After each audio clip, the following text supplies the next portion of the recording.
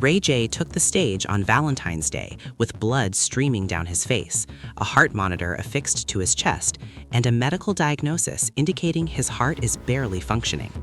Despite these alarming circumstances, RayJ appeared determined to deliver a memorable performance, but the physical toll was impossible to ignore. Blood, a cardiac monitor, and a Valentine's Day stage. The combination was as unsettling as it was unforgettable. On February 14, 2026, RayJ, born William Ray Norwood Jr., age 45, stepped onto the stage at the Shreveport Municipal Auditorium in Louisiana for an intimate Valentine's Day concert billed as Kelly Price and Friends. The lineup was stacked with established R&B veterans.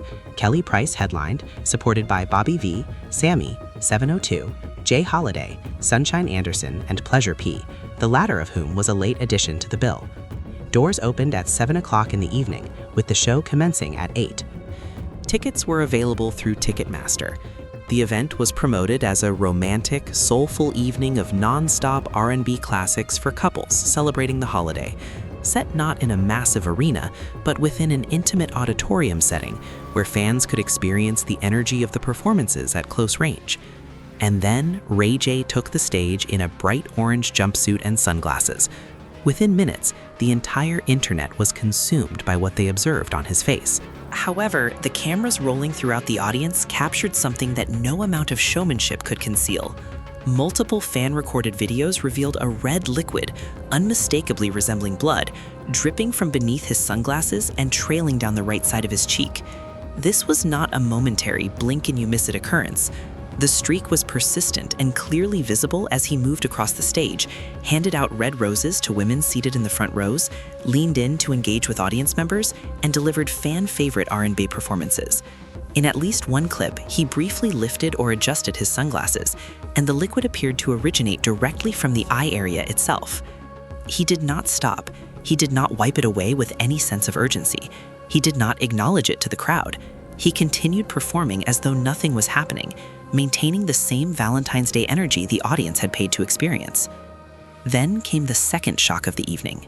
Midway through his set, RayJ unzipped the top of his orange jumpsuit, deliberately exposing his bare chest to the crowd.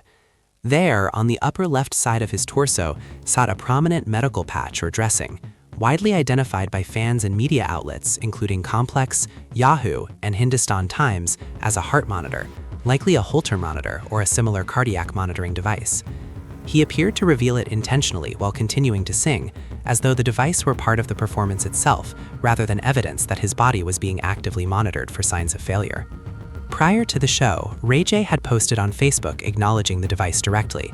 He wrote that he had a heart monitor attached to his chest and still felt blessed to be outside among the people. That post, read in retrospect, functions less as a celebration of resilience and more as a quiet confession, an acknowledgement that this performance was taking place against the backdrop of a body in active medical distress.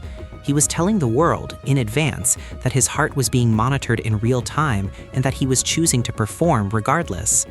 The question fans would subsequently ask, and that medical professionals observing the footage would inevitably weigh in on, was whether a man 5 weeks removed from a hospitalization for heart failure should have been on any stage at all, let alone one where he was physically exerting himself through an extended R&B set in front of hundreds of people. The videos went viral within hours, not gradually, but explosively. Millions of views accumulated across Instagram, TikTok, X, and YouTube. The public reaction split sharply into two camps. The overwhelming majority expressed raw, unfiltered concern. Prayers up for RayJ flooded comment sections and timelines. Hashtags such as Pray for RayJ trended across platforms. Fans pointed out that a 45-year-old man bleeding from his eye while wearing a cardiac monitor on a public stage was not entertainment. It was a distress signal being broadcast to thousands of people in real time. Medical commentators, including nurses participating in live discussions, speculated that the eye bleeding could indicate cirrhosis, end-stage liver complications, or vascular damage stemming from chronic high blood pressure, though none of these possibilities were confirmed by RayJ or his medical team. The second camp questioned whether any of it was authentic. Some observers suggested the blood was a dramatic stage effect, prosthetics, theatrical makeup, or deliberate provocation designed to precisely the kind of social media explosion it produced. Others labeled it performance art or a health scare flex. arguing that RayJ has a well-documented history of publicity-generating moments and that the timing felt too cinematic to be coincidental. The skeptics pointed to one critical fact: RayJ did not collapse. He did not require emergency medical attention during or after the show. He completed his full set, appeared energetic and committed throughout, and reportedly told fans afterward that he was perfectly fine, with no visible blood remaining on his face. No report surfaced of him requiring any intervention backstage. He powered through the entire performance as though the red streak on his cheek and the cardiac device on his chest were mere accessories, props in the theater of RayJ's ongoing reinvention. For those in the skeptic camp, that very resilience was itself the evidence. A man with a heart functioning at 25% does not hand out roses and perform R&B ballads for an hour without collapsing. Something, they argued, did not add up. But the chest patch served no stage effect.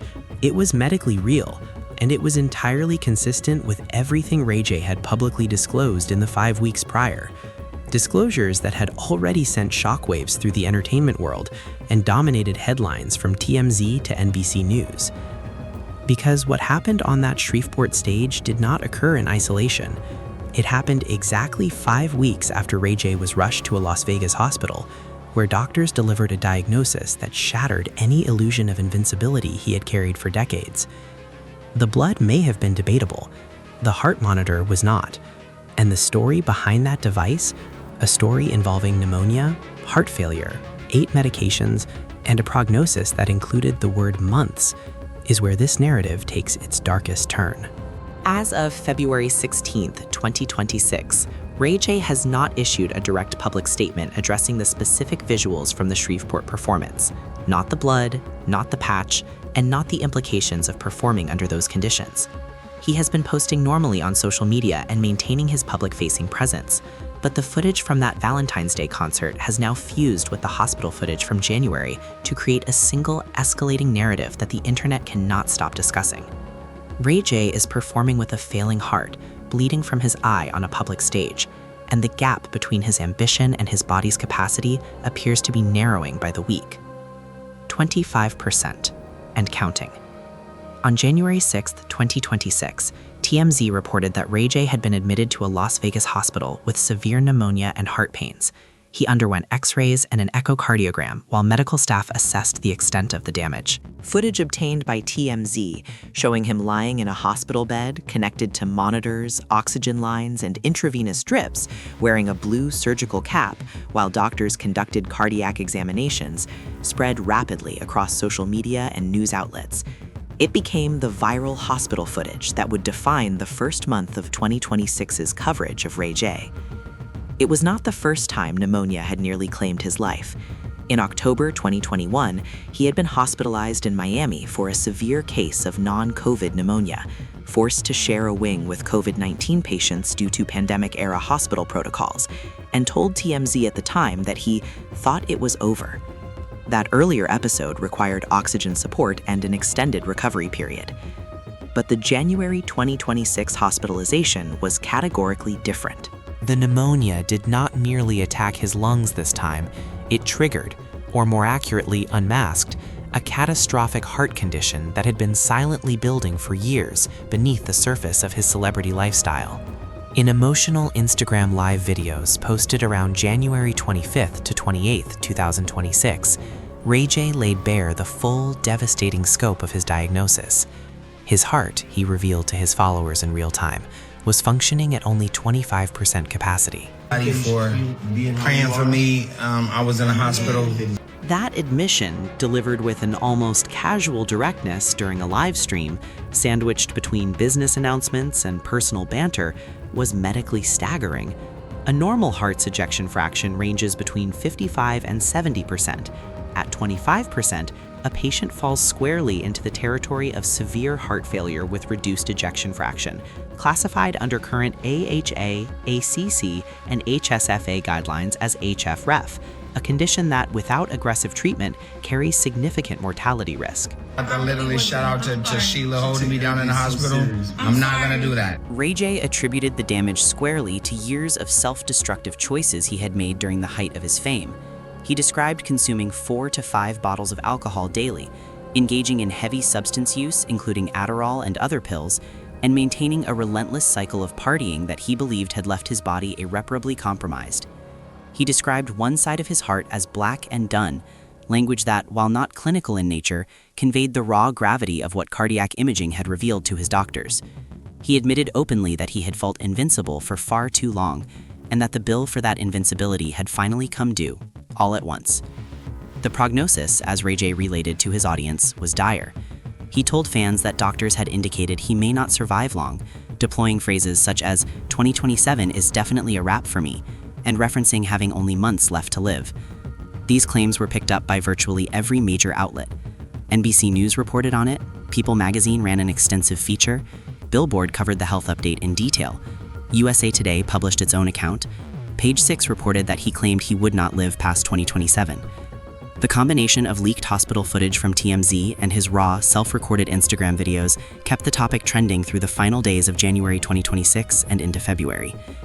In a follow-up TMZ interview on January 29th, RayJ detailed his treatment regimen with unusual specificity. He was on 8 different medications, among them Entresto, sacubitril/valsartan, a first-line ARNI drug that reduces cardiac strain and is considered the gold standard for HFrEF treatment. Jardiance, empagliflozin, an SGLT2 inhibitor, originally developed for diabetes but now recognized as a core pillar of heart failure therapy that dramatically reduces hospitalization and mortality risk. And Lipitor, atorvastatin, for cholesterol management. 5 additional medications remained unnamed but contributed to a daily pharmaceutical regimen that reflected the seriousness of his diagnosis.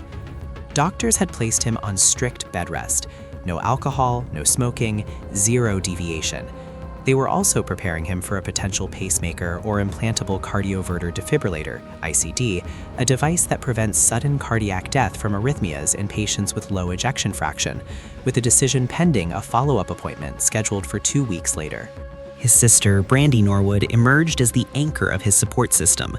RayJ credited her publicly with covering his medical and personal expenses for the entirety of 2026. A financial intervention he described with visible emotion during multiple videos. He told viewers that Brandy paid his bills for the rest of the year, calling it crazy in a tone that suggested he still could not fully process the magnitude of the gesture. The siblings have always been close. They collaborated on the 2010 reality series Brandy and RayJ, A Family Business, and have referenced each other in interviews for decades. But this was different. This was his older sister stepping in because her younger brother's body was shutting down, and the medical costs of keeping it running were beyond what he could manage alone while confined to bed rest. The Los Angeles Times confirmed the sibling support angle, and USA Today reported on the family rallying around him, including his parents, Sonia and Willie Norwood, accompanying him to doctor's appointments and providing day-to-day care as he navigated the early weeks of his new medical reality. Even in the midst of sharing these life-altering revelations, RayJ could not entirely separate the gravity of his condition from the unfiltered chaos of his personal life. During that same Instagram live session, the one where he disclosed his 25% heart function to the world, a woman identified as Sheila, who had been sitting with him in the hospital during his recovery, playfully struck him while demonstrating boxing moves she had been learning. His reaction was immediate, visceral, and telling. What might have been a throwaway comedic moment on any other live stream became, in this context, a jarring reminder of just how physically fragile RayJ had become. The playful punch visibly rattled him, and his response was not performative irritation, it was genuine distress from a man whose cardiovascular system was operating at a fraction of its intended output. "I can't work out. Don't ever hit me like that again." He went on to describe how the impact disrupted his equilibrium and affected the left side of his cognitive processing, symptoms that, for a man with a heart pumping at a quarter of its normal capacity, carry implications far beyond a bruised ego. Reduced cardiac output can compromise blood flow to the brain, making even minor physical impacts potentially destabilizing in ways a healthy person would never notice. He said he would need to call his doctor, Dr. Gold, in the morning. He mentioned needing to take his pills immediately. The moment passed, the livestream continued, and the business announcements resumed. But for the viewers watching in real time, many of whom had tuned in specifically because of the health revelations, the message was unmistakable. This man's body is not functioning properly, and he knows it. Every playful interaction, every casual physical contact now carries a weight it never did before. The empire, the legacy, and the question nobody wants to ask. To understand why RayJ's health crisis has consumed the internet with the ferocity that it has, one must first understand what RayJ built before his heart started failing. This is not a man fading quietly into obscurity, whose medical struggles are treated as a footnote in a career that has already concluded. This is a man who has been a fixture in American entertainment for nearly 3 decades, spanning music, television, film, and technology, and who, against virtually every expectation placed upon a mid-tier R&B artist from the early 2000s, transformed celebrity into a diversified business empire valued at tens of millions of dollars. RayJ entered the entertainment industry as a child, appearing in television commercials at the age of 8 and landing acting roles on The Sinbad Show from 1993 to 1994, with subsequent guest appearances on Moesha, his sister Brandy's eponymous series, and One-on-One. He grew up in Carson, California, raised by his father, Willie Norwood, a gospel singer, and his mother, Sonia. His older sister is the Grammy-nominated singer and actress Brandy Norwood. His first cousin is Snoop Dogg. The entertainment DNA was inescapable from the very beginning. By 1997, at just 16 years of age, he had released his debut album, Everything You Want, with the single Let It Go charting in the top 40 on the Billboard Hot 100. His second album, This Ain't a Game, 2001, featuring Wait a Minute with Lil' Kim, debuted at number 21 on the Billboard 200 and established him as a legitimate commercial artist in R&B. The mid-2000s transformed RayJ from a recognizable name into a mainstream cultural force. One Wish, released in 2005, peaked at number 11 on the Hot 100, sold over 400,000 copies domestically, and became what many critics and fans would later describe as a millennial R&B classic, one of those songs that defines an entire era of slow jams and late-night radio. It anchored his album Radiation, which debuted at number 48 on the Billboard 200. Then came Sexy Can I in 2008, featuring Young Berg, his highest charting single, peaking at number 3 on the Hot 100 and earning double platinum certification. That track propelled All I Feel to debut at number 7 on the Billboard 200, his strongest album chart position, while simultaneously topping independent and R&B charts. Across 5 studio albums in total, he amassed a catalog of hits that continue to generate streaming royalties decades after their original release. He also founded his own record label, Knockout Entertainment, around 2004 to 2005, granting him a degree of independence that many of his peers never achieved. His pivot to reality television in 2009 with For the Love of RayJ expanded his cultural footprint beyond music and into the realm of personality-driven entertainment. He followed it with Brandy and RayJ, A Family Business in 2010, and went on to appear on Love and Hip Hop Hollywood and Celebrity Big Brother UK in 2017. These programs maintained his visibility, kept him relevant within pop culture conversations, and ensured that new generations of audiences recognized his name, even if they had never heard One Wish on the radio. Then came the entrepreneurial chapter that defied every assumption about what an R&B and reality television personality could accomplish in the technology sector. RayJ co-founded Raycon in 2017 through his company Ray Electronics, a direct-to-consumer audio brand specializing in wireless earbuds and headphones. The company reportedly achieved $10 million in sales within its first year, scaled rapidly to tens of millions annually, and has accumulated over $300 million in cumulative revenue according to various reports and interviews. He also launched Scoot e-bike, an electric scooter line he subsequently sold in a multi-million-dollar deal to Canadian firm Loopshare in 2019. His estimated net worth is approximately $14 million, with some sources citing figures as high as $20 million. The man who entered the public consciousness as Brandy's little brother and a smooth-voiced R&B crooner had quietly constructed a business portfolio that dwarfed those of most of his musical contemporaries. And now, at 45, that entire portfolio, the music, the television programs, the companies, the accumulated wealth, exists alongside a heart that functions at a quarter of its intended capacity.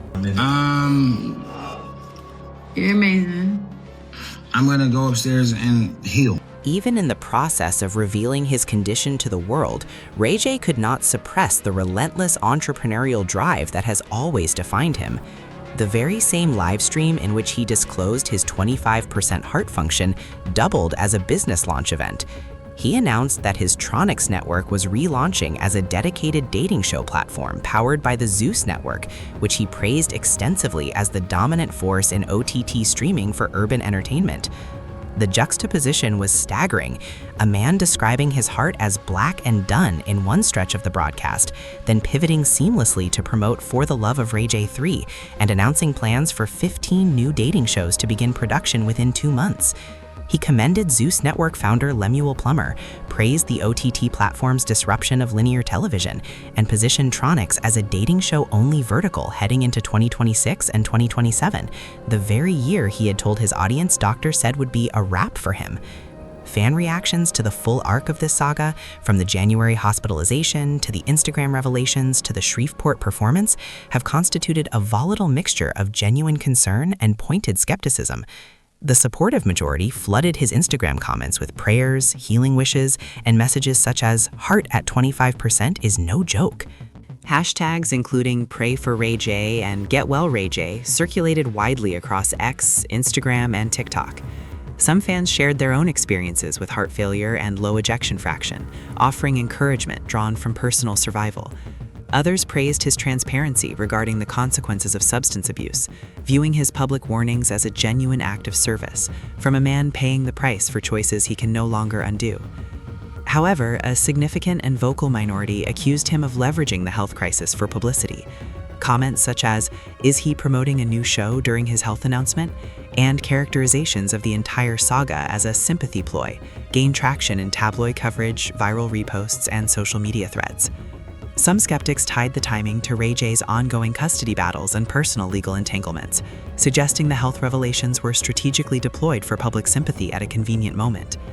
The fact that he continued going live, brokering television deals, announcing production timelines, and planning dating shows while supposedly confined to bed rest struck those critics as fundamentally inconsistent with the terminal narrative he was presenting. The Los Angeles Times and Rolling Stone covered the story with the gravity it warranted, a major entertainer publicly confronting mortality in real time. Vibe reported on his deteriorating heart health claims in extensive detail. No official family statements or physician releases have contradicted his account. Brandy's documented financial intervention, the TMZ hospital footage, the prescribed medication regimen, and the visible heart monitor on that Shreveport stage all converge on the same conclusion. Whatever the complete truth may be, RayJ's health crisis is not fabricated. That final line from the live stream, "I'm going to go upstairs and heal," may be the most unguarded, honest statement RayJ has offered throughout all of this. Not the business announcements, not the dating show promotional pitches, not the shout-outs to streaming networks or the playful exchanges that veered unexpectedly into medical emergencies. Just a man at the end of a long broadcast, quietly acknowledging that his body needs what his relentless ambition has never been willing to grant it: time to rest and permission to stop. As of February 16th, 2026, RayJ remains in a state of active managed medical crisis. He is on 8 medications targeting heart failure, cholesterol management, and cardiac protection. He is facing a potential surgical decision regarding the implantation of a pacemaker or implantable cardioverter defibrillator. He performed a full concert with visible blood on his face and a heart monitor on his chest, just 5 weeks after being told his heart barely functions. No official medical update has been released beyond his self-reported accounts and the TMZ interviews that corroborated them. His family, anchored by Brandy's financial support and his parents' presence at medical appointments, continues to surround him. Fans continue to post prayers. The question that hangs over every article, every reaction video, every comment section, and every viral clip is the one embedded in the title itself. Is it really over for RayJ? The medical literature indicates that a 25% ejection fraction is survivable, treatable, and even potentially reversible, with strict medication adherence, comprehensive lifestyle transformation, and vigilant cardiac monitoring sustained over months and years. But the man who wore the heart monitor on a Valentine's Day stage in Shreveport, who bled from his eye in front of a live audience and finished the show, who announced a slate of dating programs while describing his own death timeline, that man is not resting. And the distance between what his doctors have prescribed and what RayJ is actually willing to do may be the only variable that determines how this story ends. Thank you for watching. Be sure to explore the additional content featured on your screen.